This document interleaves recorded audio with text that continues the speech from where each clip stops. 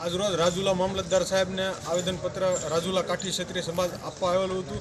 જે નીલવડા ગામની એક ઘટના જે બનેલી એમાં જે દીકરીબાને ખોટી રીતે પોલીસ દ્વારા ટોર્ચર કરવામાં આવ્યું અને 4 જેટલા અલગ અલગ પોલીસ સ્ટેશનની અંદર ગુના પણ દાખલ કરવામાં આવ્યા। ખોટી રીતે એને માનસિક ટોર્ચર કરી અને એ બેનને મરવા મજબૂર એ લોકોએ કરી દીધા। એ હદ સુધી માનસિક ટોર્ચર આપ્યું અને બેન હજી હાલ સિરિયસ કેસમાં છે, તો બચી જાય એ રીતના અમારે ભગવાન સુરત દાદાને પ્રાર્થના છે। હવે આવી બીજી વાર કોઈ પણ દીકરી ઉપર માનસિક ટોર્ચર ન આપતો અમારું બધાને એસપી સાહેબ શ્રીને પણ આ કહેવાનું છે।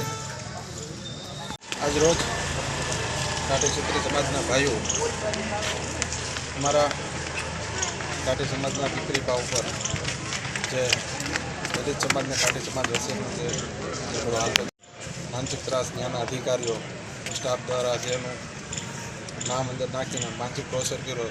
ત્યારબાદ 4 દિવસ બેનને ત્યાં બેસાડી રાખ્યા।